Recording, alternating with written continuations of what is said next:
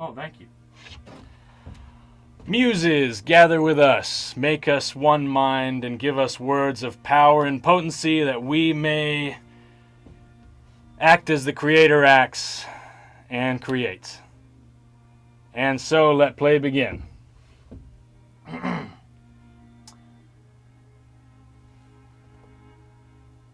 So our story starts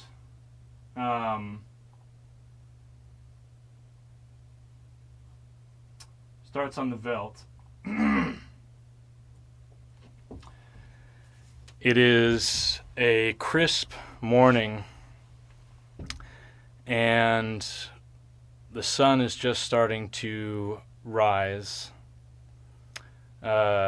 Pink clouds and gray mist are blanketing the early scene. Animals are stirring, and grunt. The cavalcade is preparing to depart from its recent camp, and I'm gonna go ahead and read our. Damn, my mouse died. Hold on. It's always gonna be a little bit of a tech thing with this format. Okay, come on. Resistance. Okay. So.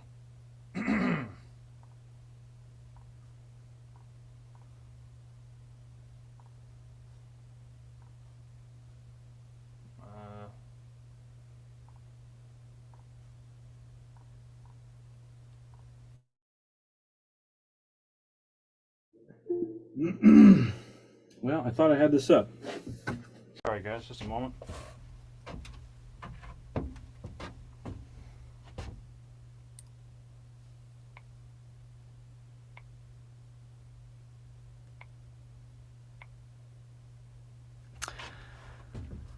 It is a glorious day on the veldt frontier. Emerald grasses shudder and roil in every direction, and the hills are swept with sunshine and warm winds.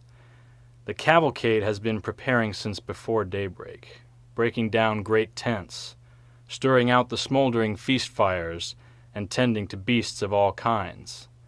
The city is now ready to move with a purpose. It is time to march. Alas, as you make your arrangements to fit the day's splendor and shoulder your pack to join your city in migration, a messenger brings you bitter tidings. Namish, the wise, has passed in the night. His trek has ended, and his rest has come. He was a well-respected but mysterious pillar of the community, who is whispered to have lived many lives in his own time. He leaves no family behind, and has requested you specifically be present for his final considerations. Was erected last on the ridge above camp.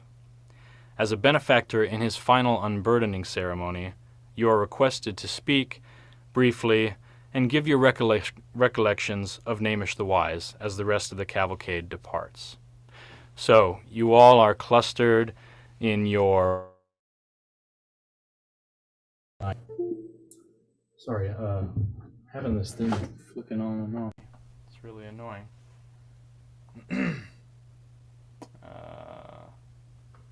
Can everybody hear me okay? Yeah, yes. You're going in and out for me sometimes, but I don't know if that's just my connection. Well, it keeps like cycling my mic on and off, and I'm trying to figure out what's going on with that. Yeah, that's definitely what I've been hearing, because there's like one very crisp voice and then one very echoey voice.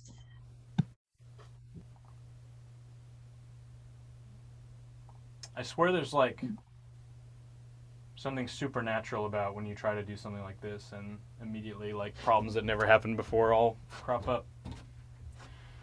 Okay. How is that? Am I coming in more consistently now? Sounding okay? For now. For now. Yeah, keep talking. Okay.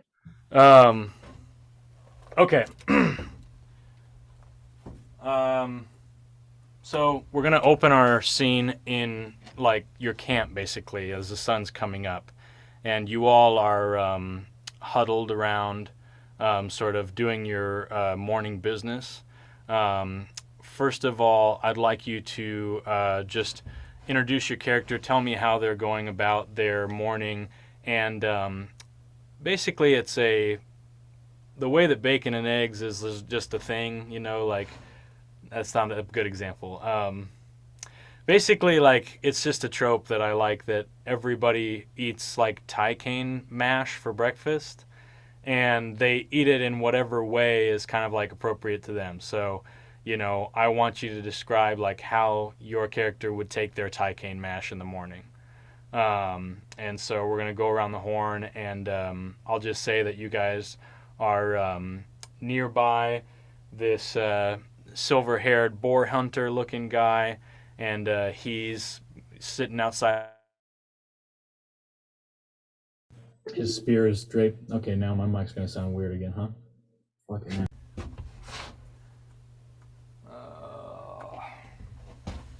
I'm sorry, Woody. I mean, it's honestly not that bad. If it How just, can you guys it's hear not me bad okay at all. now? It sounds like your mic. Yeah.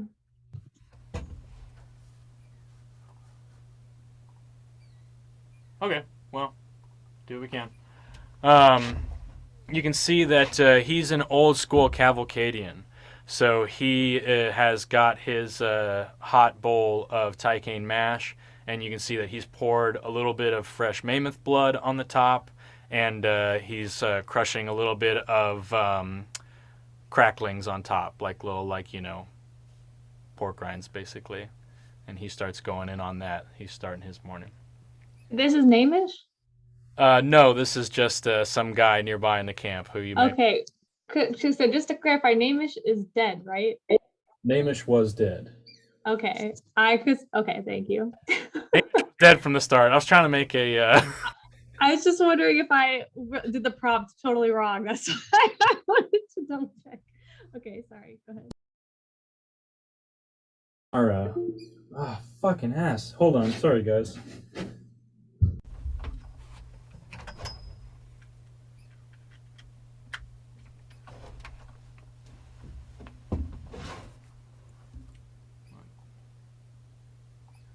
Okay, can you hear me now? Alright. Just going to be using one of my webcam mics. So yes. Go ahead and introduce us to Anara. Okay, so Amnara, I was up and ready to go before almost anyone else, crack of dawn, looking proper. I did my morning sword practice to keep my forms tight, and I am sitting and eating my taikan out of with a rough utensil out of a warm bowl, though it is noticeably in contrast to my very shiny appearance. And plain, no additions. Okay.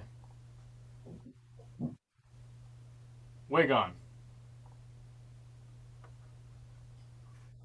Wagon I'm Wagon. Wagon the Wagon, the orc. He has put away his possessions at a leisurely pace. He knows that the cavalcade will, as it always does, continue every single time it leaves. There's no real rush. I eat my Thai cane mash out of one single old wooden bowl with my single wooden spoon that I always have used for 40 plus years now. And I also have no accoutrement, no nothing, no extra with my food. All right, heard. Silas. Can you set us up real quick? Sorry. So we are there, or what's around us as far as, are we like nearby any of like the carts or anything? You are happen to all be clustered in your own little you're maybe 100 feet away from other small camps, but you've got your own little kind of festival corner here, and I'll leave it up to you guys whether you're in proximity intentionally, or just this is where you guys, settled out for the night or whatever? Got it. Cool. Okay. I was wondering basically if I'd have my cart with me. So I would say that Yes. Silas is on his cart. He's generally got his like bed material spread on top of the cart overnight, just kind of under the stars, so kind of half in, half out of the blankets, eating the taikain mash with like heated, but not recently, like let cool down until it's just right. And then topped with some like toasted nuts and various found objects. And then I'd like to say there were, I don't know what kind of berries we have in the region, but previously dehydrated, but now rehydrated berries. Oh, that sounds delicious. Doesn't that sound good? Fia. How does Fia take her taikain mash? Well, Fia, I don't know if I beat Onara, but Fia was also up early this morning because I'm a bread baker, so I had to get up early to start baking the breads. But Is it safe to say that you made the pot of taikain mash this morning? yeah, I would say that's safe to say. We could assume that. At least for our little crowd here. And I take my mash on the day old breads. So I like to spread it on the bread that would otherwise, nobody's gonna eat it because it's left over from the day before. And yeah, that's how I take it. All right, so you three are already enjoying your taikain, presumably, and Fia is stirring the pot, making sure that the starchiest, fluffiest part doesn't get stuck to the bottom of the kettle. And then Onora walks in, who has not yet been served. And you two have a minute. I am gonna silently offer up my bowl to Fia. I'm like got my cart window, but like it's kind of covered because I'm sensitive to light and it's early. So I'll take Onara's bowl. So how do you take it? Plain, thank you. All right, it's still pretty warm. Perfect. Just how I want it. Thank you. I really appreciate it. I heard you stirring up pretty early this morning. Well, that's just the way I was raised. It's important to get up with the sun and maintain a healthy morning routine. I'm sure you know about that as a baker. Yes, routine is good. All right, I take my bowl and I saunter off to the nearest group. Okay, around the camp's fire, you see a older orc, and then a ways past, outside of a somewhat ramshackle wagon, in this little slip bag is what race are you, Silas? A human. A tall halfling, a holing. I don't know. I would say human. We could say human if that makes sense. Right on. I really am picturing a human every time, and I wanted to kind of ham fist him into a halfling, but I don't think it's going to work out. Oh yeah. Well, I've got your miniature as a human, so either way though, we can retcon that. So you saunter over and you see this orc sort of stoically. Sit by Wagon, or I'm gonna go sit by the orc. And I'm gonna give him a nod as I take my first bite. Wagon, can you give me your drawbacks again? No vertical. Okay. So Wagon, do you have previous contact with Onara the Correct? Do you recognize her? She's not from the Cavalcade, is she? She's not, and so you don't know her per se, but you do know the Alicorn Knights. And the Alicorn Knights, they've been with the Cavalcade as long as you have, but they always are sort of within the Cavalcade, but also without of the Cavalcade. They are, not really considered Cavalcadians, and they don't really necessarily have the religious or the cultural reason for being there that you do. Still, many Cavalcadians find them helpful. They appreciate their extra manpower, horsepower, and spell power, and they are useful in dealing with the barony types, the crown council types, which can be difficult for native Cavalcadians who don't have a lot culturally in common with them, and generally view them as very restricted and very sort of backward, I guess. How does Wagon feel about the Alicorn Knights? He's cold towards them. They are outsiders, after all. Yeah, not Trek. Not a big fan. Yeah. The newcomers, kind of the non-Trek born, they're difficult enough, honestly. Anyways, you guys have a minute.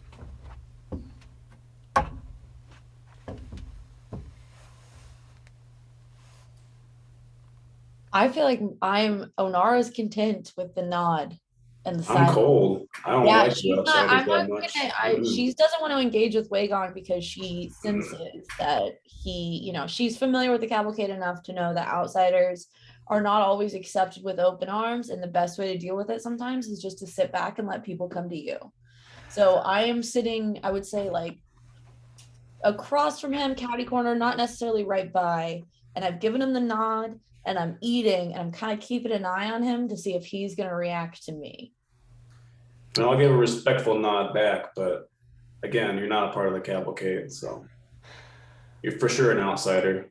Do you belong here? I guess that's to be determined. Around the morning campfire, the tension is nearly as thick as the cold Taikain pudding that the two are eating. But Onara has sliced through many enemies, and she can sit out this awkward silence without much discomfort. The silence is broken, however, when a halfling with a hat, a human with a hat pulled a little bit over to shield out the bright incoming sun, hops over, still partially in his slip bag. First, needs something from the fire pit. And Silas, you've got a minute with these two. I'd like to think that Onara, you look soldier-esque, right?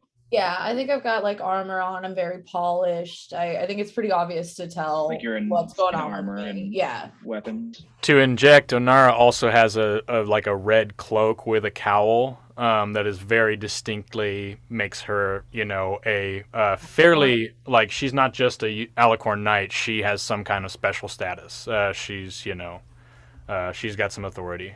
Yeah.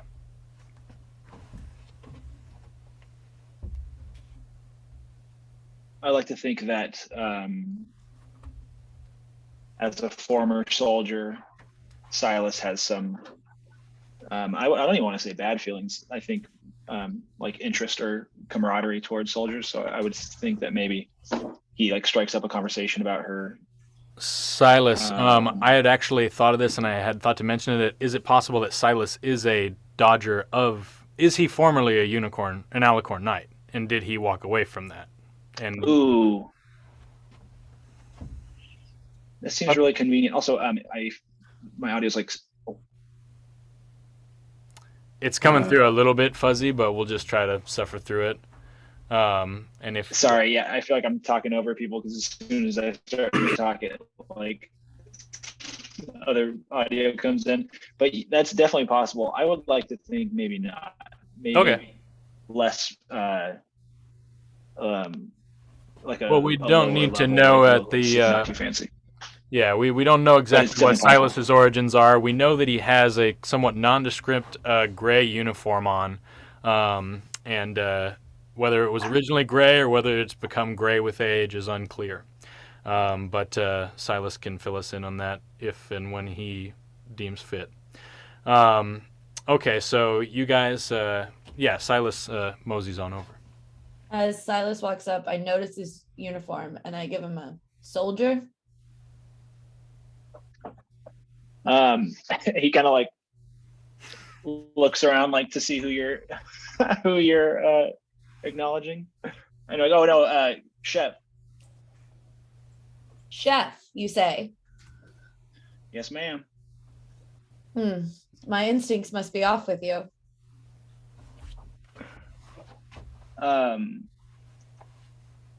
Yeah, I feel like I don't want to be like openly anti that, but yeah, I guess it's more, maybe it's like coming through like joking, like, oh yeah, obviously I'm in like soldier clothes. I'm trying to like nail down if he's definitely not happy about his past, but he's definitely not like super running from it. So yeah, maybe we bond over, I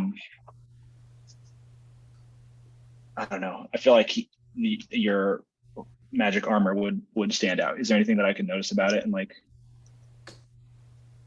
enjoy? Are you? Yeah, I'm sure there's something that you could notice there. Do you want to try and make some kind of a trait-based check, or are you just? If Nara wants to like reveal some detail, that's fine with me.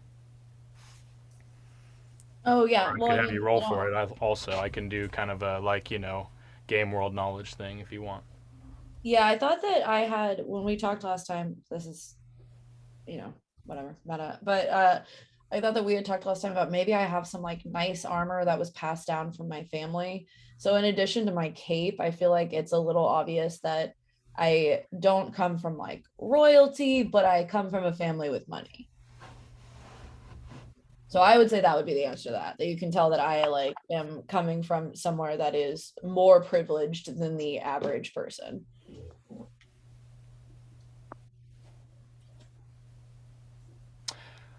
All right, and as you all are kind of congregated there, Fia finally makes her way over to the circle, crunching on a piece of toast. I was gonna say, in the middle of their kind of gathering, I yelled "last call," and then I scraped what was left at the bottom of the bowl onto my day old toast. And toasting it kind of takes the sail away a little bit, so I'm bringing that over to the fire pit, and I definitely, my stature is noticeable as I come over, and the big orc and the human in this very fancy looking alicorn knight, and so I feel a little bit out of place. Okay, so as you guys are there standing, seeming not to have had much, occasion to witness each other in the past, the cavalcade is large, and it's easy to be relegated. It's at this time when a messenger comes up to you and basically looks surprised and goes, "Oh, okay, good. You're all here together. This is convenient. I've been sent by Namish the Wise. And he's dead. He died last night. And he has asked specifically for you four to attend his unburdening ceremony."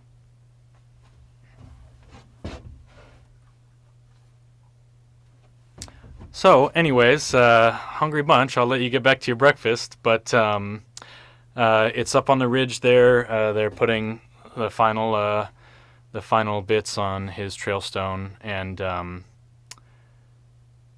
we'll hope to see you there. And he walks off.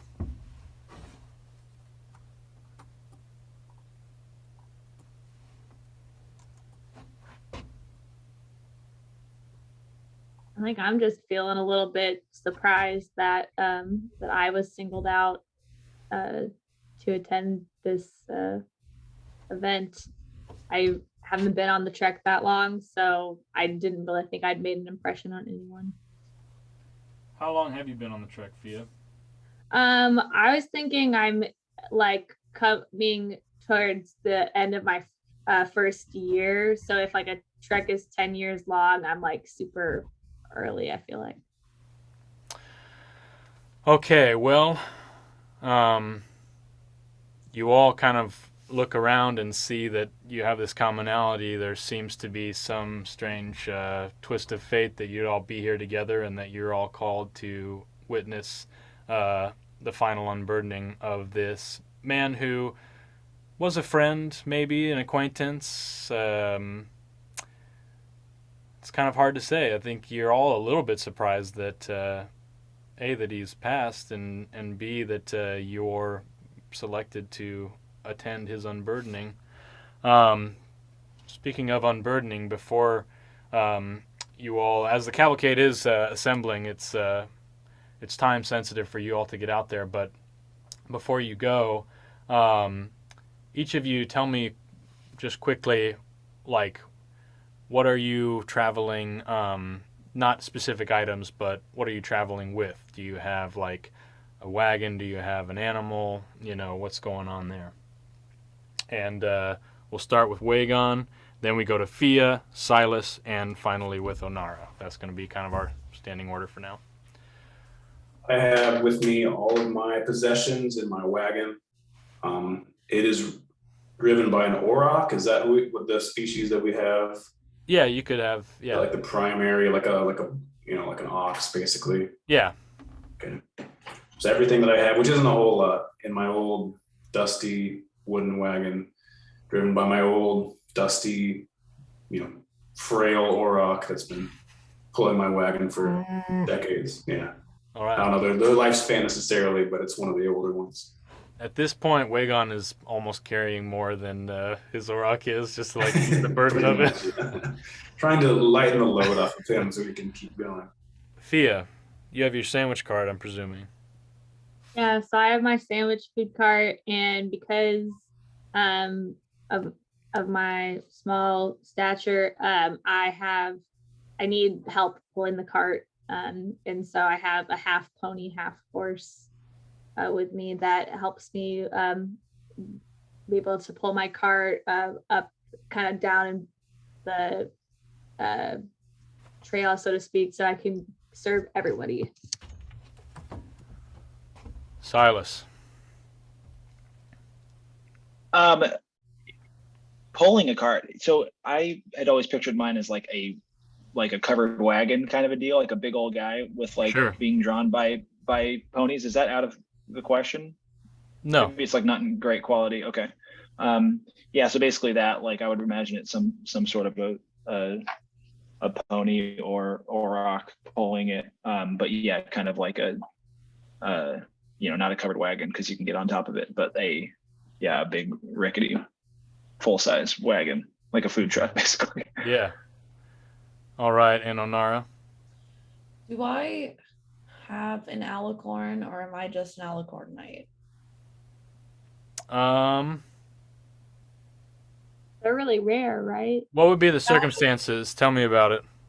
Well, I think I could just have like a regular horse, but I was thinking that I don't have a wagon. I want it to be kind of like pack light, live off the land, as like a source of like pride and honor to me with the cavalcade. The alicorn knights, to be clear, they're not like mounted on alicorns. Alicorns are not really. If I rode an alicorn. Yeah, they're too small, really. Like, okay. Yeah. Well, then never mind. I don't want an alicorn then. But you could have certainly be like, it would make sense for you to be a cavalry, like a mounted, like, and kind of be traveling light. Yeah, and I want to. I have a all white horse whose name is not Sugar Tits. Okay. What's her name? NST, got it. All right. So I'm going to try to drop this in the chat, and hopefully this will work. I'm going to drop a list of objects, and you're going to... Oh, we got somebody.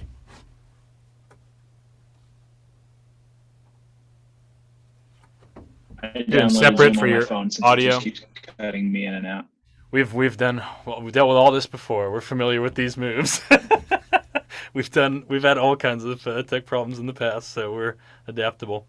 Okay. I'm gonna put this list of objects up. You're gonna have a minute, and I want you to choose 6 of these objects that are in your thing. Whatever it is you carry stuff around in. Oh my gosh, it's so frustrating that my mouse isn't working.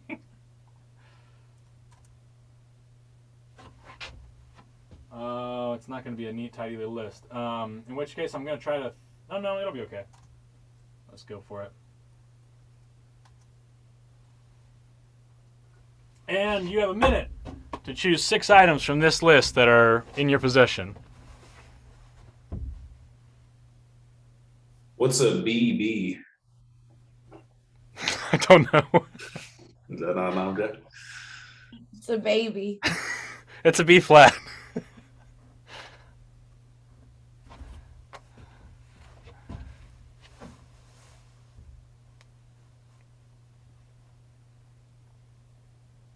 Got about 30 seconds remaining.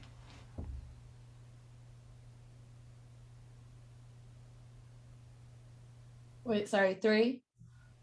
30, I said.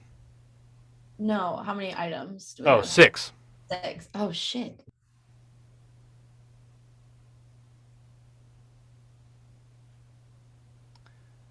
Ten, 9, 8, 7, 6, 5, 4, 3, 2, and 1. All right, we're going to go around the horn one more time. Just quickly say what 6 items you chose. Wagon. I chose rope, spring water, crushed glass. I can't read what I wrote. Grease. Starts with a C. What the fuck did I write? Mushrooms is one of them. Grease and the fuck is that? I think it's that. All right, Fia. It's shovel. It's shovel. Bucket of grease, a tin of tea leaves, bundle of bear pelts, barrel of spring water, sack of salt, and a shovel. Onara. Tin full of cinnamon, wax canvas tarp, sack of dry mushrooms, heavy hook and chain, tin of tea leaves, and box of ivory soap. And Silas. Pass. I didn't do this. I'm sorry. That's okay. We'll come back around. All right. So you all load up your items and to your cart and everything, and presumably you're all choosing to attend the unburdening ceremony of Namish the Wise. Okay. So we cut to about 20 minutes later when this group, along with a few others, have assembled at the top of the ridge before Namish's Trailstone, which you see pictured here. And there is this gentleman that you saw previously eating his Taikain mash in camp, the traditional Cavalcadian way. He is greeting people that are coming through, kind of congregating around the Trailstone. Welcome, welcome, hello. So glad you could come. Thank you. Yes, I know it was said he was. Yes, okay. Oh, hello. Please make yourself comfortable. I'm glad to see that you received my message.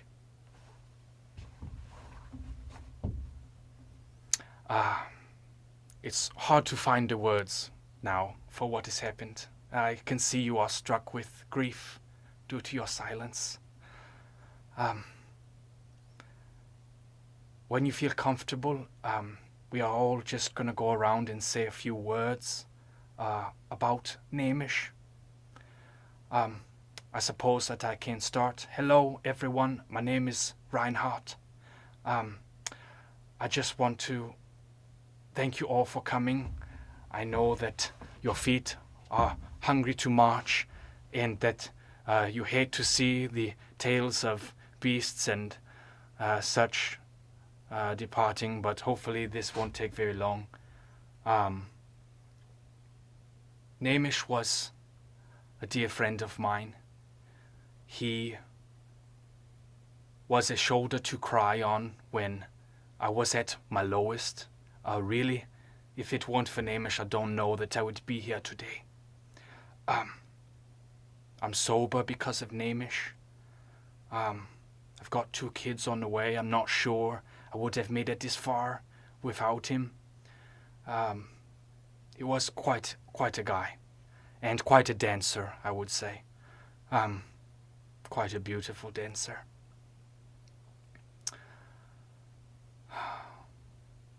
Namish, I will miss walking in your footsteps, and the trek will seem longer and harder without your smile and your fleet feet.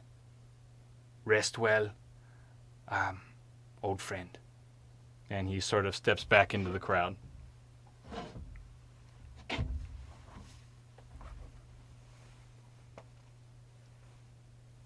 Are we going in order, or can we just? If Yeah, you okay. feel moved, go ahead, my dear. Here. And he, Reinhardt picks up like a boulder and sets it down so that you can step up and sort of be at eye level. Okay. So Fia has brought like a big mug of kind of warm but stale ale, and I know it's early, but that's where she's at right now. So I hadn't known Namish long. He was one of my first customers on the Cavalcade. When I first came on, some weren't sure what to make of a halfling such as myself, but Namish had seen it all. He wasn't fazed by my short status. He was drawn in by the smell of freshly baked ryes and sours, rolls and loaves. You can tell a lot about a man from his order, and Namish was a man of taste. Gently roasted bird on toasted rye with a dark mustard, sharp cheddar, fresh crisps, and pickled veg. What more is there to say? Come by the cart and enjoy our newest permanent menu item, the Namish, half price in his honor. Thank you. Okay, that was in bad taste. Anyone else? I mean, your sandwiches are good. I've had them before, but still. A little bit harsh bit of self-promotion there. Silas steps forward now to keep on the theme. Namish was also one of my first customers, if not the first. He did love a sandwich. He was the one who originally welcomed me to the Cavalcade, and who made me feel like I could potentially join, and made me feel welcome. This is to all of those out there who don't welcome people from outside the Cavalcade. But he, I came upon him and upon the Cavalcade in an interesting time in my life, and he saw a gentleness in me that I wanted to see in myself, and that many others didn't see, and for that I could never repay him.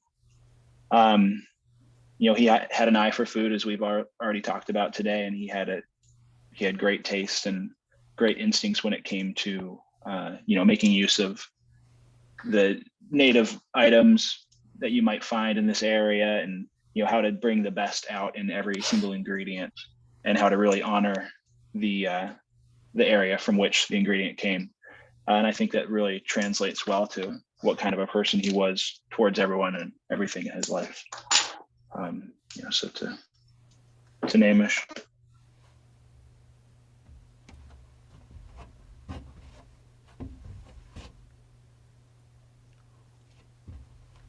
Okay, Onara steps forward. And as I address each person, I'm making aggressive eye contact with them. So thank you, Reinhardt, Halfling, Chef Soldier, for your kind words. It is our way to honor one such as Namish, kind enough to introduce an outsider into the group. He had a reputation for being fair among the knights, and sure enough, he treated me like a Trekborn.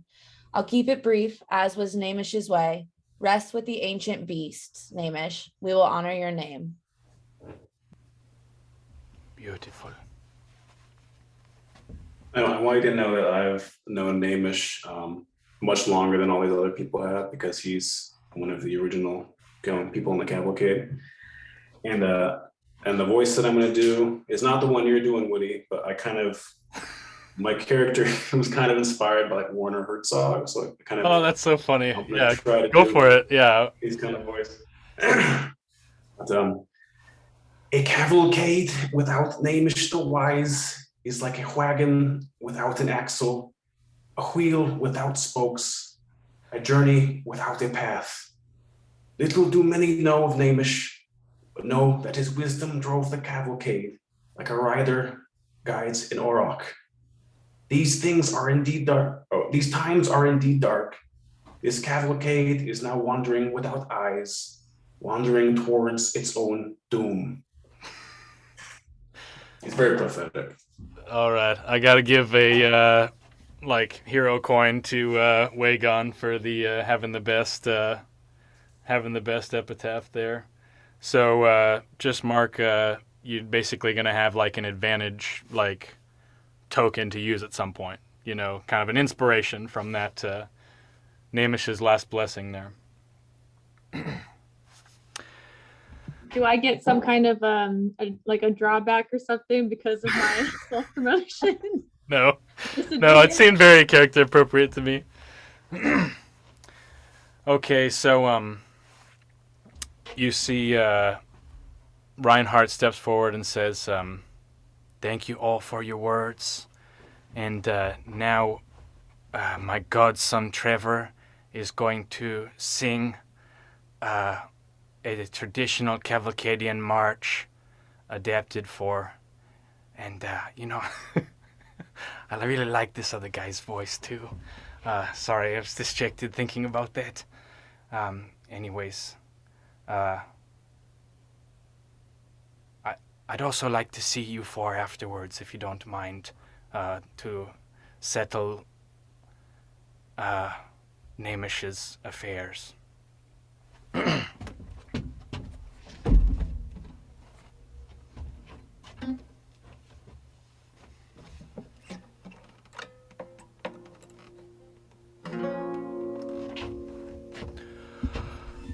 Howdy, everybody. I'm Trevor.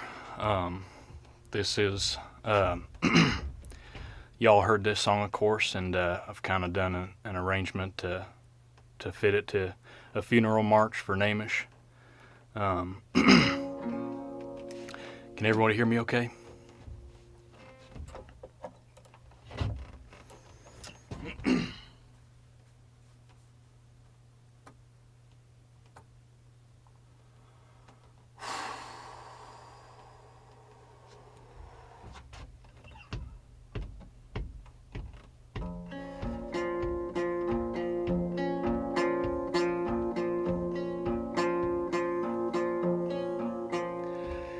I walk the path my father strode, and as did he, I will bear my load to turn this world beneath my feet until my days of trek complete. Under sky, over hill, only death could yield me still. Driving rain, burning sun, I march until my trek is done.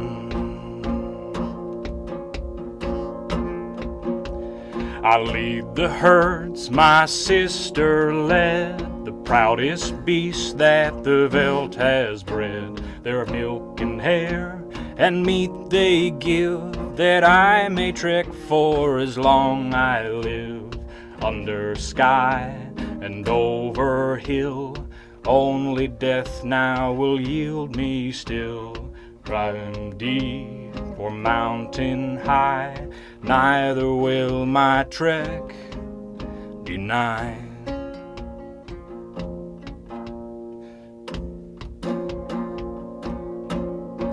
I strike the drum, my brother bound, and thousands more will raise the sound. Legion, we will march as one, for the rolling city stops for none. Under sky and over hill, only death will yield me still. Fang of beast, nor sword of man shall bring to halt our caravan.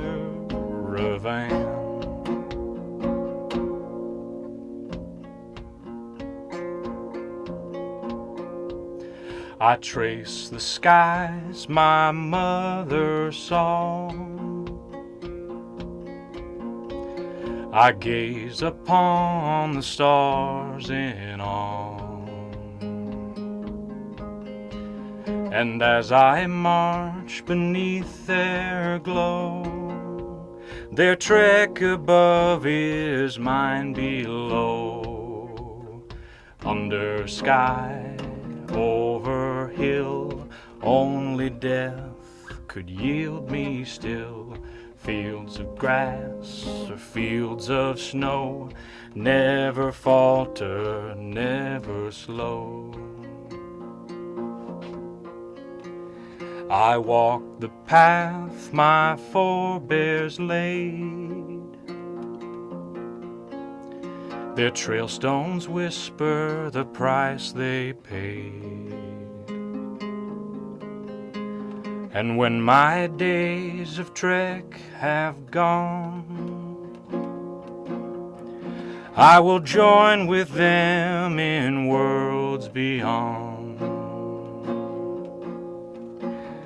Under stars, over plain, never have I marched in vain. Gathering night or breaking dawn, cavalcade marches on.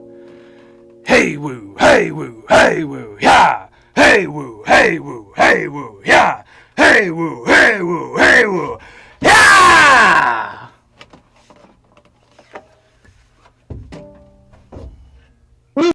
Very nice. Woody, that was amazing. Thank you. You mean Trevor? Trevor. Robert, that was amazing. Thanks, y'all. Yeah, kind of forgot that it was like a funeral for a second, and she was just kind of like rocking out like it was a banger, and then realized how inappropriate that was too late. And so the crowd disperses, and Reinhardt comes up to you. He says, thank you so much for coming. In his unburdened ceremony, Namish has asked for each of you to have a small gift of his worldly possessions. And he hands each of you a small like leather satchel. It's a leather satchel with sort of like a hard insert, like kind of it's like a clamshell, so almost like a coin purse, I guess.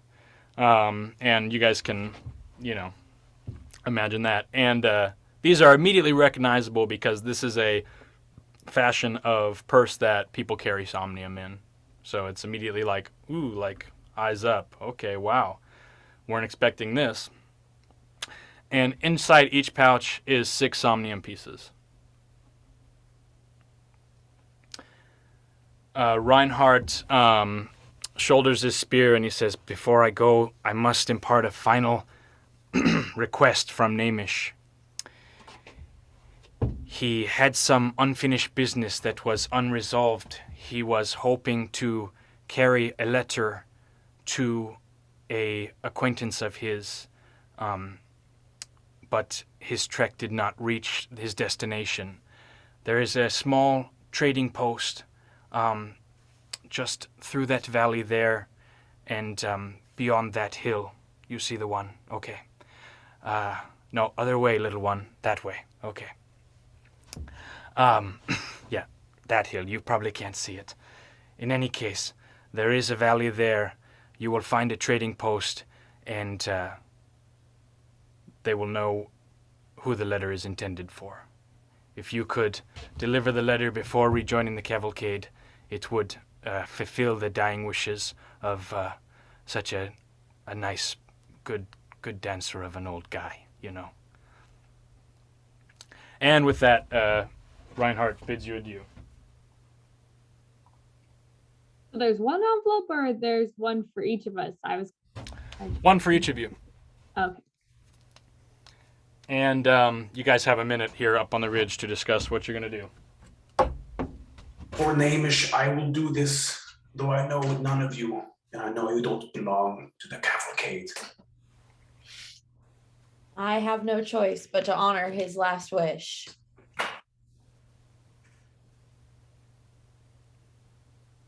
Hashtag same. So I imagine you guys are gonna probably get hungry on this journey. So I'll pack a few sandwiches. We'll call it half price. So I'll just join along. All right, so you have elected to travel together, and with that, we pass into the second portion of the day, as we've had our breakfast, our funeral ceremony, and the cavalcade. You can see is now just a cloud of dust, sort of on the horizon. So you guys are a little bit behind the even slower parts of the cavalcade. You can see the rear guard flags from up on the ridge here. And what will you do?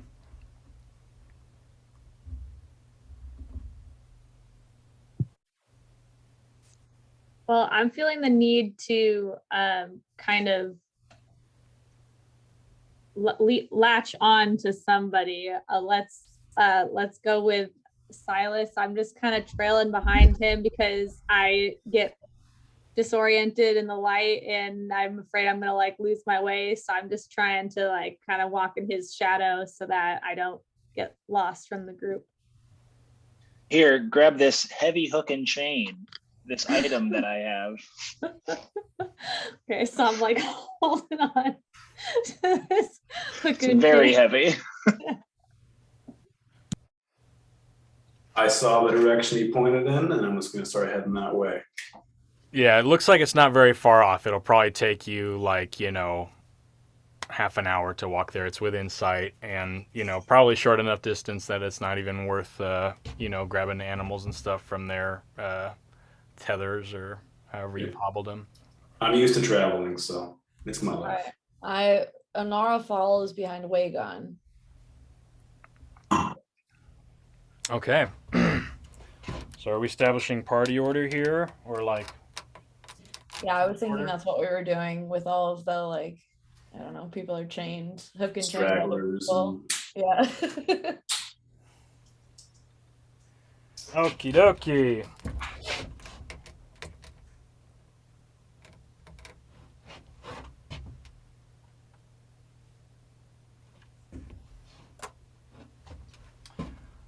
Okay. Oh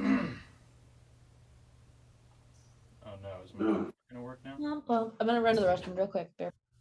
I thought that was part of the game for a second. I was like, what is this message for all of us? Oh, you gotta be fucking kidding me here. Getting them all out today. Okay, here we go. There we go.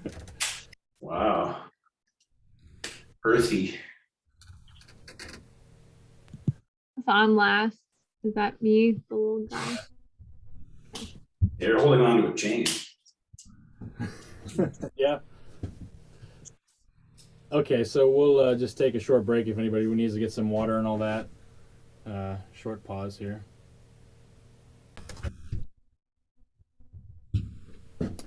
So you guys walk for a while. Wagon, who is a Trek-born Cavalcadia, strides confidently ahead, easily moving through taller portions of grass, soft sections of earth as you walk down this ridge. and towards this canyon that Reinhardt mentioned. Um, the rest of you have more mixed results, and definitely Fia is a bit grass surfing, kind of being drugged through the tall grass. Eventually, kind of, not seeming to be bothered by it, and just kind of like going with it, and just like kind of being pulled along. So, does this represent an accurate turn order or marching order? I've got Wagon in the front here, and then we've got these miniatures are not fully painted. Onara, and then we have Silas von Strooms, and then we have Fia being drugged in the back here. So after what turns out to be more like an hour of hiking, you get down to this canyon. The grass is a little more sparse, and the ground a little more rocky. There's a little trickling stream kind of moving through past this scene. And you see the aforementioned trading post ahead of you. All of you make a vision check. What dice? So if you have a 1 through 4, 1 through 6, you're going to roll a d4. 1 through 5. If you have a d6, you're going to roll a d6. Excuse me, guys, I'm getting screwed up. You're going to roll a d20, and you're going to add your vision. Oh. And then you're going to roll against fixed targets with a d20, and you're going to, if it's ever like you're competing with someone directly, you're going to roll dice, your appropriate trait score dice against that. So if you're trying to climb a cliff, that's going to be a roll based on one of your trait scores, most likely grace. And if you are going to try and wrestle somebody, then you're going to be doing opposed vigor checks, like vigor dice roll. So, anyhow.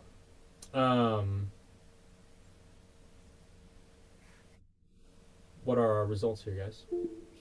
Is it a d20 plus whatever? 17. Holy shit, man. 9. I don't see it. I got an 8.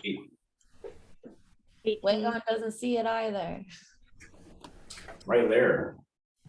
For someone who can't see in the light very well, I can see. You it. should have a disadvantage, I feel like. Yeah, I feel like I should too. It's funny because my vision is really good, which is why my drawback has to do with vision, but I feel like it doesn't, it's like weird. So I don't know if I should probably have like a disadvantage if it's light outside.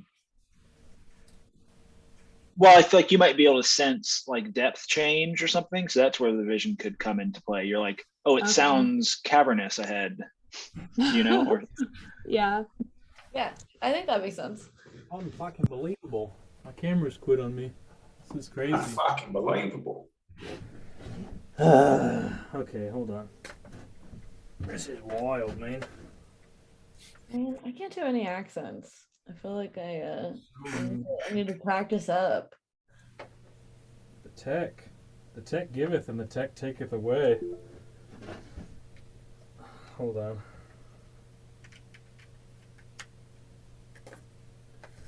Let's see if that brings us back into the fold. No?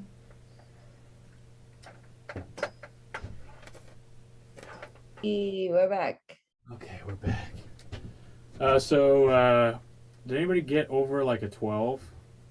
Yeah, I got an 18. And Silas as well? 17. So you don't get a penalty to your vision, but you get a penalty to your, to navigate above ground, your sense of direction. Right. Okay. Yeah, you're disoriented, right? Yeah. Yeah. And so that's not going to necessarily apply to this situation. Okay. So maybe. Okay. So two of you kind of see some motion up ahead. There's sort of a clearing from the taller grass, but you see that there's some kind of form. It almost looks like a giant crab with like white white armored carapace, but long green kind of grass-like tufts growing off its body. Something between like a white crab and like a big green tarantula, basically, is what you're seeing, and is scraping on the outside of this door, kind of like hee hee hee hee. And then, so the two of you who are back there, you're now at the top of the order here. But yeah, that's what you see ahead of you. And so let's start with who had the highest roll? I did. All right, Yeah. Thea, you're going to go ahead and start us off here.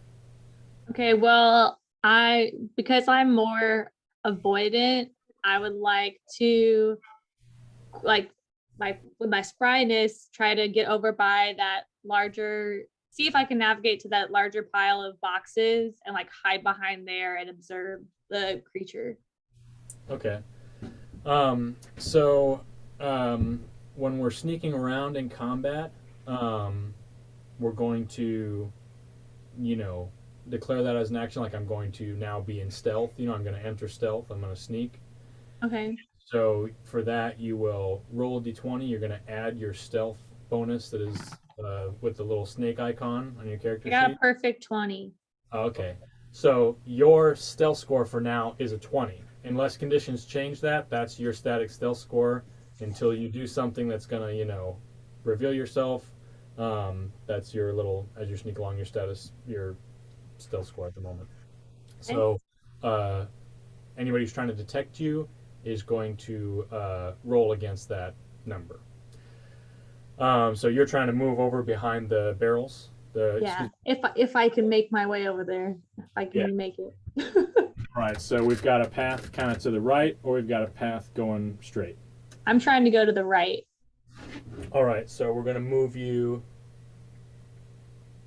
once.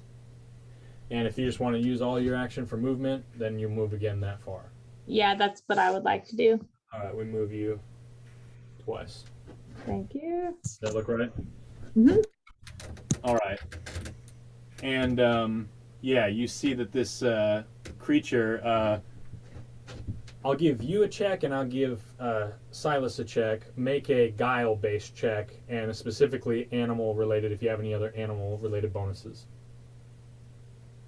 Oh, sorry. This means I would roll the d6. You roll a d20 and add your... Add it. Yeah.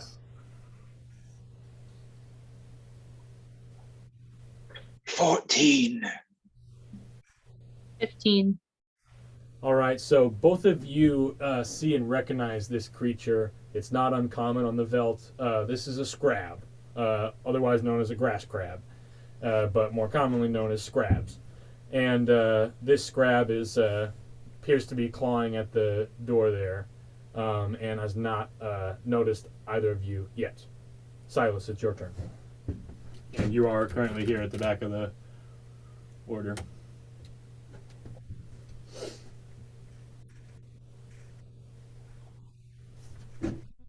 And just request if you want to have any information or whatever. Yeah, I think I'm also going to sneak. I'm gonna try and get maybe like flank. So I'm looking at the smallest screen I can here. Let's see what's. I can. So I think you're good. I just had it on like gallery mode. So at about 11 o'clock on the map there, that other little tuft, can I like kind of sneak over to that side and get this way? Yeah, I kind of want to. All right. Equally. So what's your stealth roll here? Remind me how I get that again. You're gonna roll. The stealth bonus is just gonna be your guile check, unless you have any other bonuses for some reason. I don't know. So you'll just roll a d20 and then add your stealth score or your guile, but it's on there separate, like as a check, in case you have other stuff that adds to that. Number. Got it. So in that case, it is 18. I'm sneaky. Okay. So we got our two sneaks out. And Silas, you move that way. And then whereabouts here are you going? Like behind this? So yeah, where can you point to the beast itself? It's that little guy right there on the platform, right? Yeah. Got it. So I'm just trying to be outside of his vision. So maybe like directly at the like 9 o'clock up against that plant. Okay. Like that? Yeah, pretty much just so I can kind of peek around it and I'm fully hidden. All right, Silas, make another guile check. Uh-oh. 11 this time. All right, you hear something moving behind you as you sidle up in the tall grass behind this plant, and suddenly a scrab emerges from this damn it. grass and like reaches out to pinch at you. So it's seeking to engage with you. So right now you can choose to engage it and just fight it, and you guys are going to roll opposed vigor checks for combat, or you can try to evade it, in which case it's going to have to beat your defense in order to successfully engage you. So do you choose to accept the engagement? No, I think that it is in my best interest to disengage. Okay, so it's going to roll to attack you.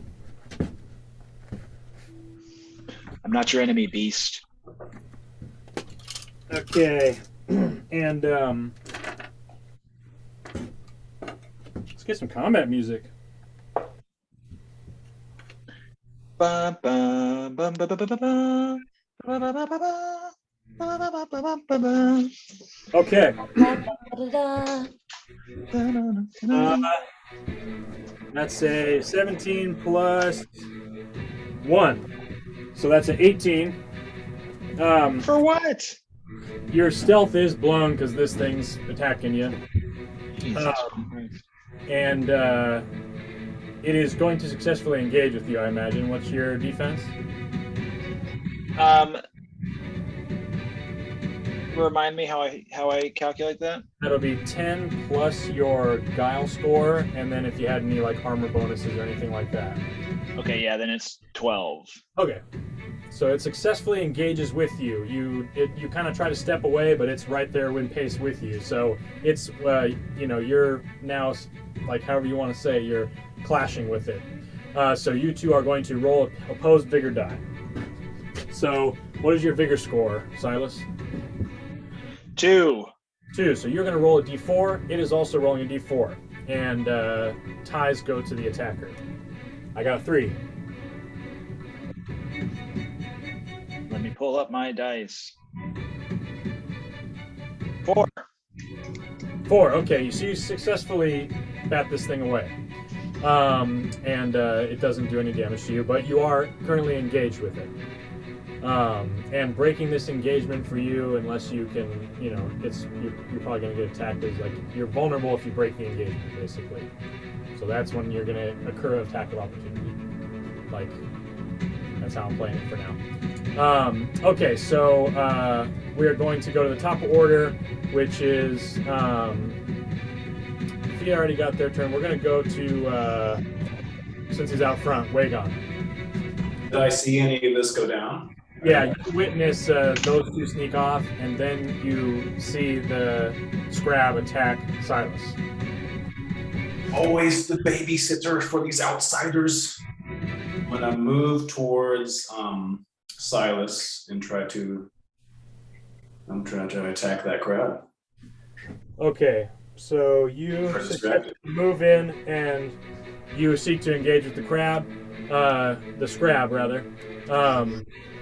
And so go ahead and you are engaged with it. It's already like there, so it's a vulnerable target. It's already engaged with another opponent.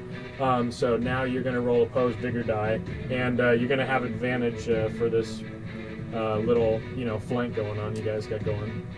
That's D20 plus vigor, correct? Actually, I'm not going to give that advantage. I've never used that before. I don't know why I said that. I take that back. And so yeah, you're going to be on a D4 against me. I got a 1. Oh, D4. So you got me. And you bring your walking stick down forcefully, and you just smash this crab into the dirt. Scrab. It's not a crab, it's a scrab. Scrab. And it squeals this horrible high-pitched squeak, and Silas steps back and is now, for the moment, safe. But it has drawn you see that this scrab kind of clitters around, looks over here for a second, sees you guys, and lets out a high-pitched, kind of like a whistle, kind of shudder, and then keeps on scratching at that door. And I want you all to make a guile check.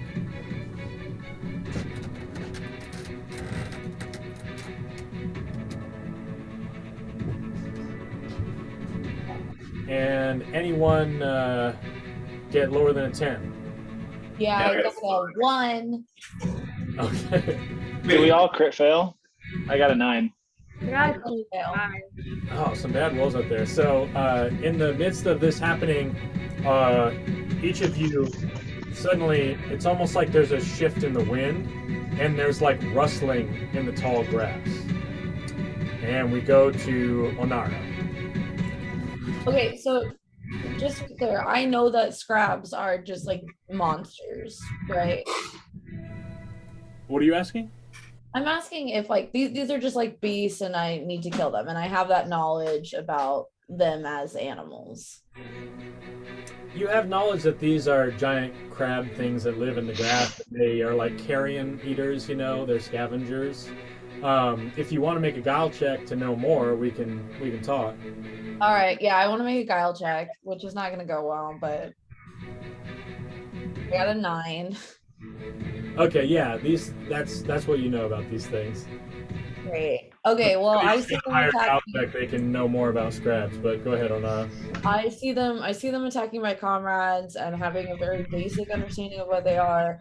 I'm going to run up to as close as I can get to the one that's by the door, and I try to engage him in combat, and I'm deadly. So if I can reach him, I should engage him. Okay, this guy here? Yeah. Okay, yeah, it's gonna be too far for you to move this turn. Oh no, okay. Okay, hold on, guys. Here we go. Alright, so, if you do double movement, you'll be able to get there, but you won't be able to attack. No, I'll do a single movement. Towards it. That's gonna put you right there. And can I send him the feeling of harm with one of my somnium gems? Oh yeah, you wanna cast a spell? Yeah. Alright, so if you're casting just a basic harm ray, kind of necromantic beam kind of thing, you have some options. You can either just spend 1 somnium, that's going to just be the most basic type of harm spell, in which case you just do 1 damage to it, and it's just 1 damage, like a beam of, and it's going to hit automatically. If you do 2, then you can roll your trait die for that spell. Your vision die, whatever your vision die is. I was thinking that I did the 0 one where I just made him feel harm. Oh, I see. Okay, yeah. Yeah. So you're gonna have to touch it in order to do that effect. You're gonna have to Oh, okay. All right. Well, then I'll spend 1. I will spend 1 somnium to harm beam the scrab. Okay, yeah. So you raise up your somnium, and it kind of glows for a second, then shoots this red beam of necrotic energy. It hits this scrab, and it squeals in pain and turns over dead. So remove 1 somnium from your character sheet. Can everybody hear me okay? Yeah. Is the music too loud? Oh, I like the music. It's very dramatic. Okay, cool. All right, we are moving to the top of the order, I believe, now, which is little one, Fia. Fia, you are still successfully stealth. Yeah, I'm gonna keep trying to. Well, I don't know. I guess if it's dead. Yeah, no, I'm gonna continue to be cautious. I think I'm gonna still try to make my way over to those barrels. If I have to stay on the path and I can't cut through the grass, then I guess I'll just keep going that long way. You can cut through the grass. Okay, then I want to try to cut through the grass towards the barrels on the right. Okay, so on a D4, there is a 1 in 4 chance that this patch of grass is currently occupied by scraps. I didn't announce what my number was going to be. Someone give me a number. 1 through 4. 1 through 4. 3. All right, it is a 3. So you enter into this grass, this tall grass, and you walk for a little bit. You're like kind of, I'm assuming you're still working your way behind those boxes. Yeah. All right, so as you enter into the tall grass, there's a rustling, and then scrabs exit from that spot in like 3 different directions. So some scrabs, like a scrab comes out that way, one goes out that way, and one goes out that way. Okay. And so the grass shudders as they exit, and you're like, oh, relief, like they're not there.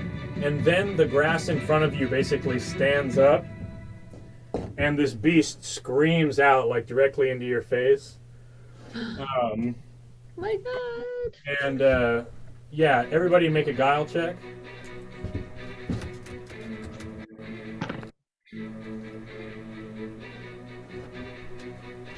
Fail again. I got 24. I'm having the high rolls this game. All right, Fia, suddenly it snaps into your memory. You're a halfling. You grew up in the Veld. You definitely have tangled with Scrab Lords before. These are semi-underground species somehow related to the Scrabs that sort of shepherd the Scrabs around. And this is a Scrab Lord Hulk. It's basically a cross between a gorilla and a tarantula monster, or a gorilla and a Scrab, And it screams in your direction, and then it bends down and tries to swipe at you with massive bony claws. Okay. Can I? So you choose to accept the engagement. Yeah, I'll accept it. I want to reach into my tie cane and blow it in his face, my tie cane flower, and then try to escape between his legs. That's what I want to do. My little drawing for Cute. All right, so you have accepted the engagement. It is your turn, and you moved in, so you've got surprise on it. So we'll let you act first here. You want to? It's going to accept your engagement. You're going to try to blow flour in his face. Yeah. All right. In his eyes. In its eyes. Okay. So this isn't like an ability that we established or anything, right? We didn't. No, this is just it's on my person, and yeah, no worries. So I'm gonna give disadvantage to this roll given the circumstances. So you're gonna roll twice, but it's if you exceed in beating its defense with this attempt, then we'll say that it's gonna have a vision penalty. Okay, so what do I roll? So go ahead and roll your d20, and you're going to do this twice and take the worst roll, and you're going to add your grace. Okay, so my worst roll was a 3 plus 5, so it was an 8. So you do blow like tie cane powder on this thing, or you throw it on there sort of, and it just kind of like floats through the air. It lands on all the green kind of prickly quill-like hairs of this thing, and it just goes and just like screams at you, and it's going to try and swipe at you. So your vigor score? My vigor score is only a 3, but I'm spry. I would like to try to evade if I can. Well, you can choose to accept engagement with it, but you can, disengage later on. Okay, so that was so trying to evade could not be considered like a strategy for an attack. So it has to be like an unengaged movement. Well, you moved into the grass here, and that was like your first action for the turn.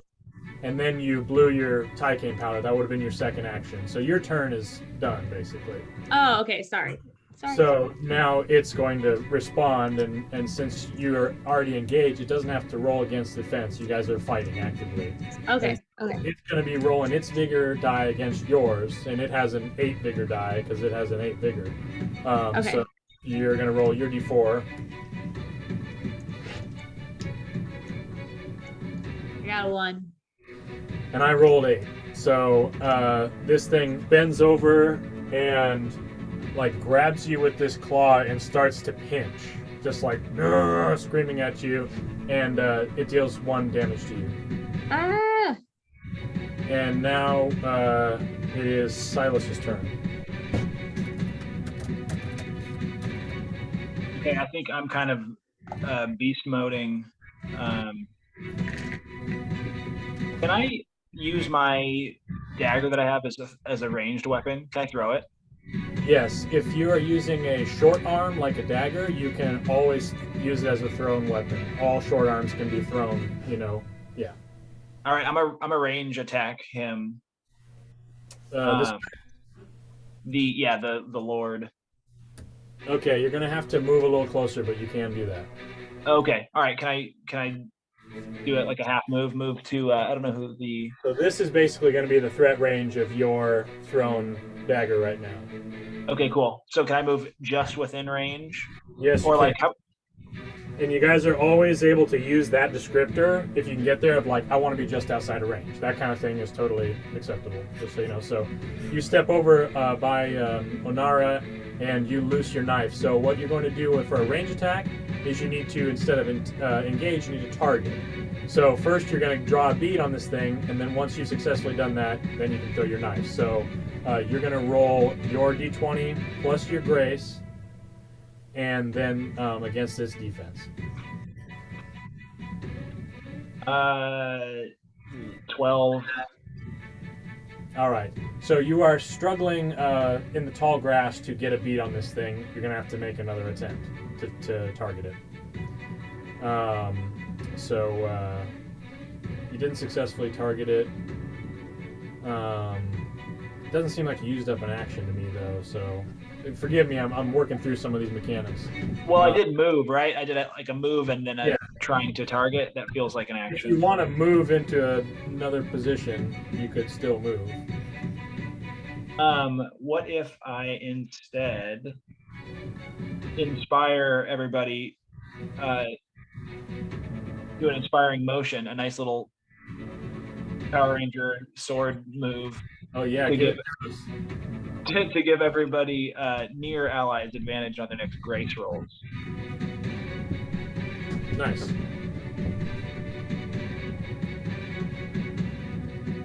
All right, I think everybody saw that. I think everybody felt inspired by that. Feeling pretty inspired, everyone? Okay, Wagon, I believe, is next. Am I right? Yeah, I don't maybe. I'm just trying to deliver Namish's letter, so I want to get this over as quickly as possible and brush off my previous attack. I'm going to move. Can I move with one motion and get all the way to this scrab, the small one right there? This one? Yes. Yes. Okay, and I will once again attack his ass. All right, so you go to smash the scrab. It immediately engages with you. These scrabs are eager. They don't seem to like evade. Doesn't seem to be part of the thing. So we're going to roll oppose vigor. Is that just a D4? Yeah, I got a 2. 3. All right, so you rear up again and describe how you kill this scrab. But pull it straight down on top of its little head, or big head. All right, you smash, and immediately all its legs like curl up. It's dead. Good.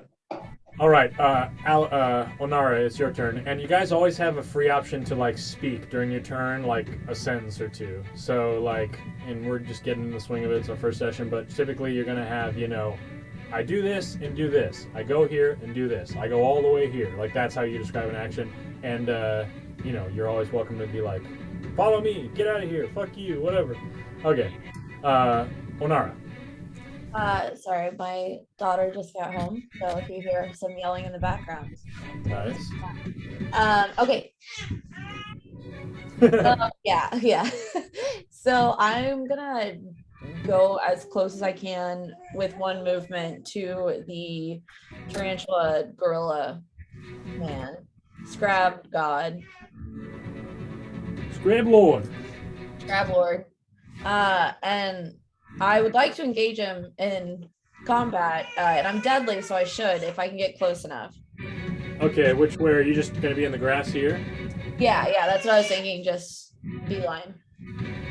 All right, you step there in the grass, and this thing is like currently, like screaming and pinching Fia. So you step forward, and you were. Yeah. Okay. What are you gonna I'm do? deadly, so I should automatically be So able you to engage him. successfully engaged, and now we roll opposed. But if my vigor's a 6, do I roll a d6? Yes, you do. Got it. 3. All right. You successfully stab the Scrab Lord. He screams out and turns and throws Fia at you. Physically. And Fia, you're gonna make a grace check. And tell me the result. I get Okay. +1 because of the inspiration. Okay. +2, he says. Sorry, it was +1.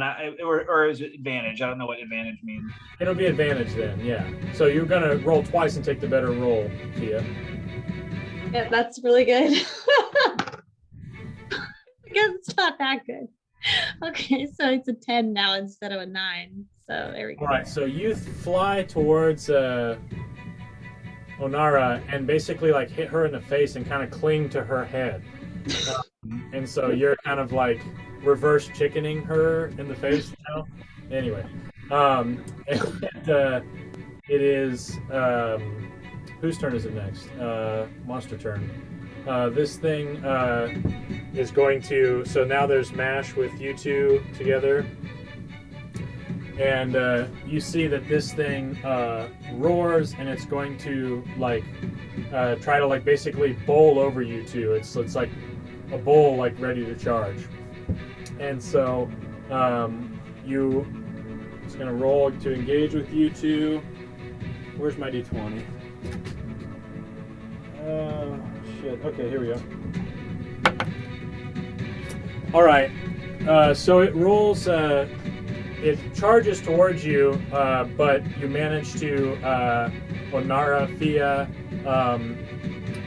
You manage to sidestep, and it bowls past,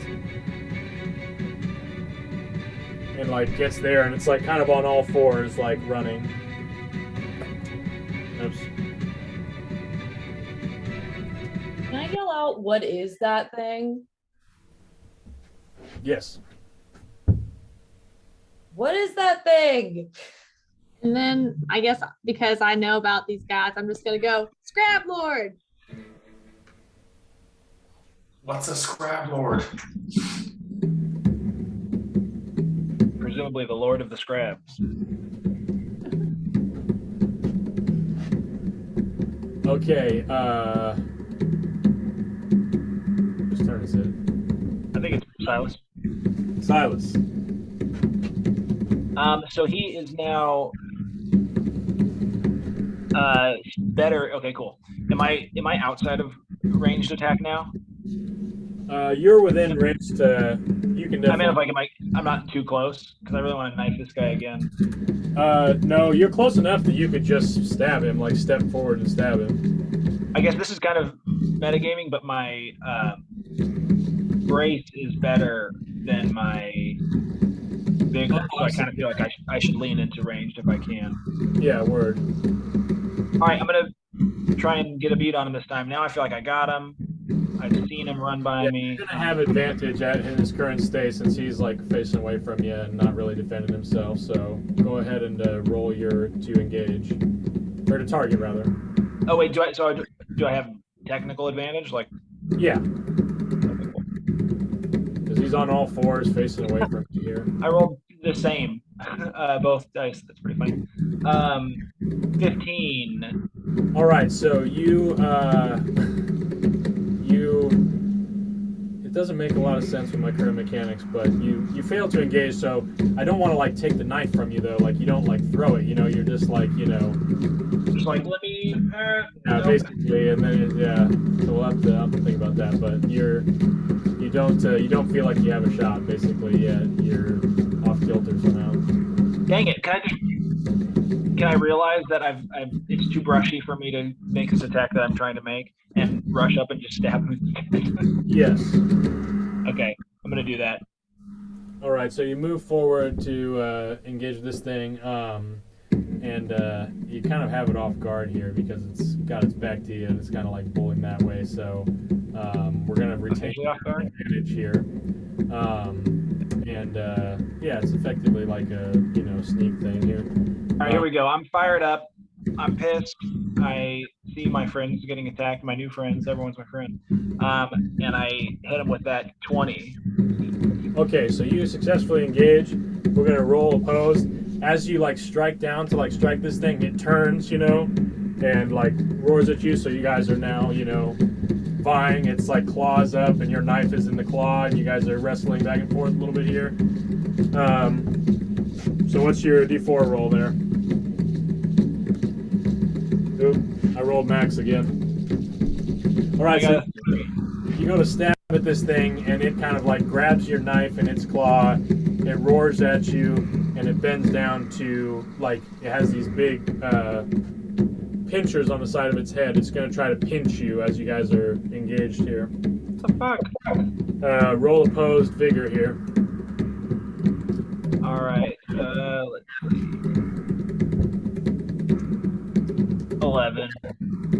All right, so this thing releases down, and as you're, vying with it, it reaches forward, it grimaces at you, and like it has this horrible like spider-like face, and it like pinches you on the shoulder as it's leaning forward. You take 1 hit point damage. God damn it.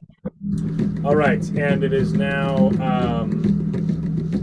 Wagon's turn, I believe. No, not Wagon. Sorry, I lost the turn order, guys. We're gonna go with Onara if we're going by the. I think it was Fia, but Fia's just like landed on my face, right? Okay, Fia. I was gonna ask, did I get any more damage from being thrown? Because I had a hit point from being pinched. Did anything else happen? No. Okay. So I guess I would like to get up, and then I want to try to go back into stealth mode because I'm trying to avoid any more of these guys at this point. All right, you drop back into the grass and roll your stealth and let me know the score. I got a perfect 20. Okay, you are stealthed again. All right. And now we go to Wagon. Or is it Onara? It's Onara next. Yeah, I'm gonna engage the big lord. Well, I would still be engaged with him, right? I mean, He broke engagement when he rushed through. oh, but I'm still deadly. Yes. Right. Yeah. So, okay, so I'm just gonna try to stab him again with my sword. All right, so you emerge out of the grass. You see this thing engaged in like wrestling with Silas, and you reach out to stab it. We're gonna do opposed vigor. I got a 2. All right, so you are now in this engagement, but you did not successfully deal damage. So the 3 of you are here now in this mess, and seems to make sense to me that you guys could be flanking and get advantage. Therefore, okay. So now you got you moved, you attacked, you're done. Okay. Are we at Fia next? Fia just went. Silas. Wago.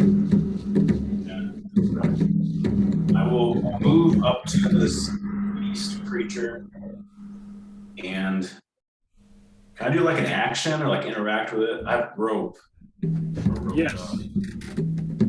All right, so you move up here, and you got your rope out. What are you trying to do with your rope? I wanna put a lasso around its neck. I want her to like maybe get control of it or possibly drag it to the ground. And what trait do you want to use for that? What trait? Yeah. Grace. Okay. So go ahead and Grace. you're going to do your grace, and it's going to use an opposed grace check to try and not get lassoed by you here. Okay. My grace is 5, so I'll roll a 5-sided. All right. It rolled a 1, so you would roll a 4 still until you get. Oh, I still roll a 4. I also got a 1. Okay, well, attacker wins, and you manage to lasso the thing around its head. It disengages with Silas, and it's now like rearing, pulling you. So you guys are kind of locked. You're pulling it down, it's pulling back on you. And now we move to Fia. Okay, so I'm gonna try to, like, remaining in stealth, make it to the door. To the door? Yeah, if I could. Okay, well. Yeah, sorry, Those I didn't move these guys last time, and they were headed for the door. Okay. But still move towards there if you want.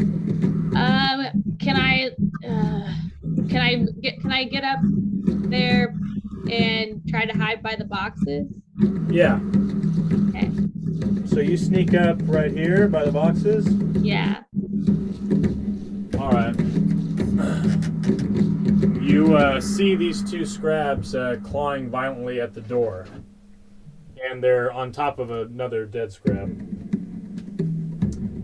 Yeah, you move over there. You still got an action. Okay.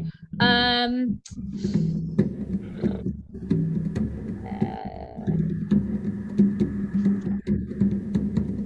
don't know. I don't feel like I want to engage with them. Can I just pass my second action? Yeah, you can just hang out. Okay, I would like to just stay protected behind the boxes. Okay, you're hiding in, trying to stay out of harm's way in those boxes. Yeah, I want to let these guys take care of the more experienced fighters. They're gonna fight this battle for me. Silas, Wagon now has his rope around this thing. He's kind of holding it somewhat in check. What's your move?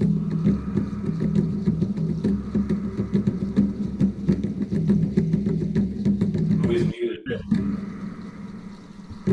I'm glad you didn't hear what I said because it was not what Silas would have said. I'm still going to try to attack him, I guess, up close. Because we're right here next to each other. So yeah, I'm going to come at him. Just do opposed vigor here.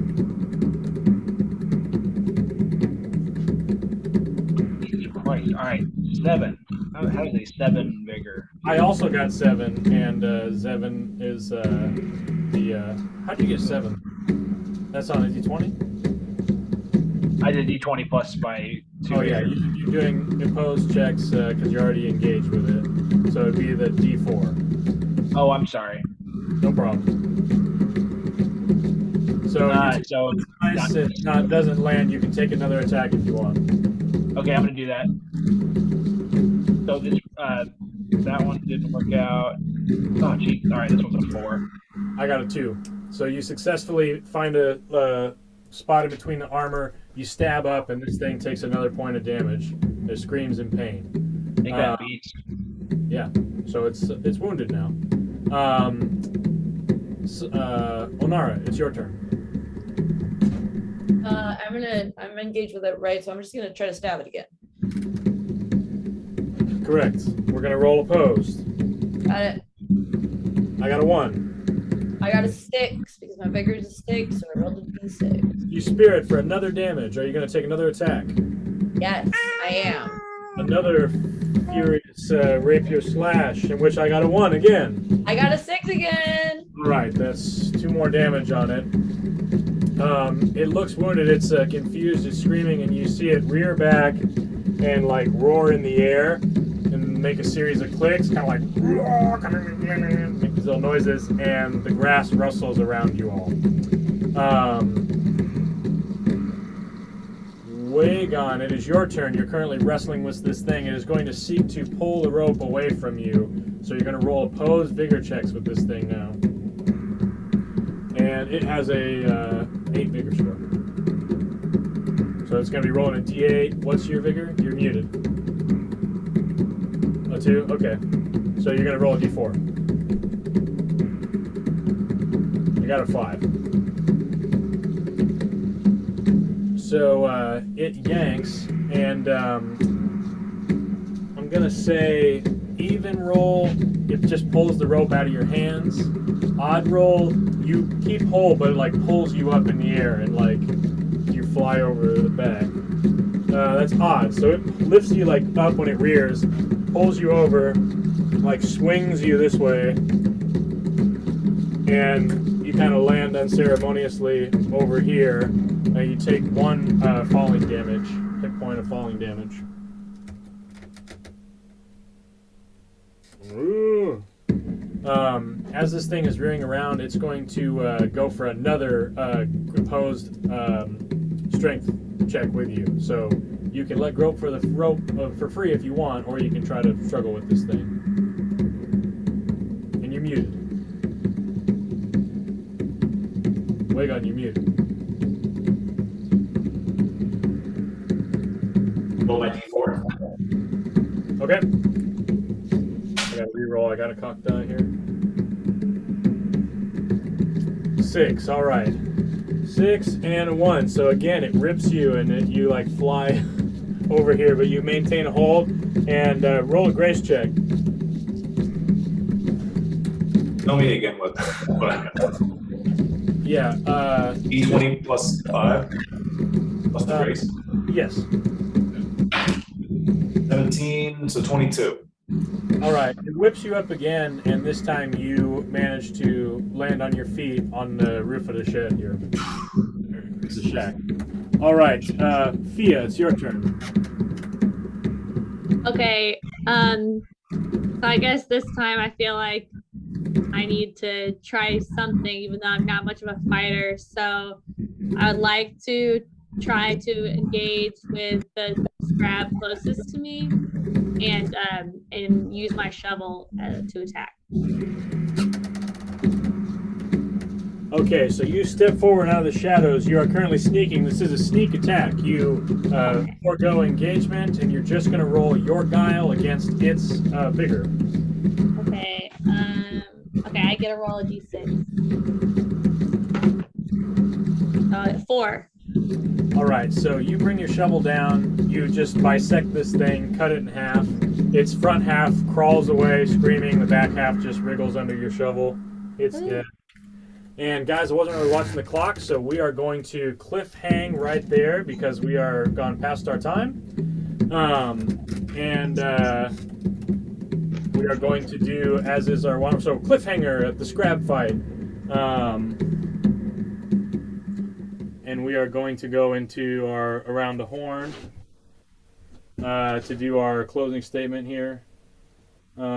Jesus, that's so annoying that my mouse is not working.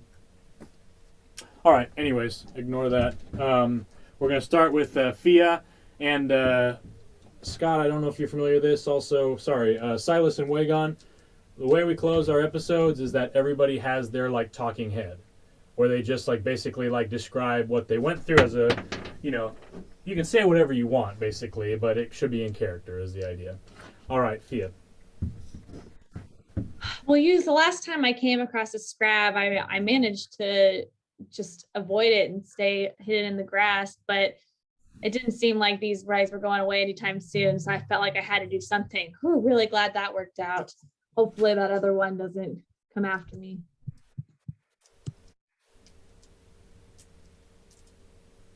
And pass it to. That's something we're also going to initiate once we've pass it to Anara. Yeah, I think in my mind it's like honor, so it's like honor. I don't know, whatever. Close. I don't care. I am committed to killing the last of these scrabs. I will kill their lord. I will defend Amish's name. And we will see his quest fulfilled. I'm gonna look distrustfully at Wagon. These outlanders are always trouble, but I must fulfill Namish's wish and deliver his letter. I believe that's our quest, right? That we're delivering something to A letter. and pass it to Silas. This doesn't bode well for this next adventure that it reached bloodshed within the first hour. Hopefully we can make our way through it with more civilized methods going forward. Okay. And with that, we end episode 1. And I'm going to stop.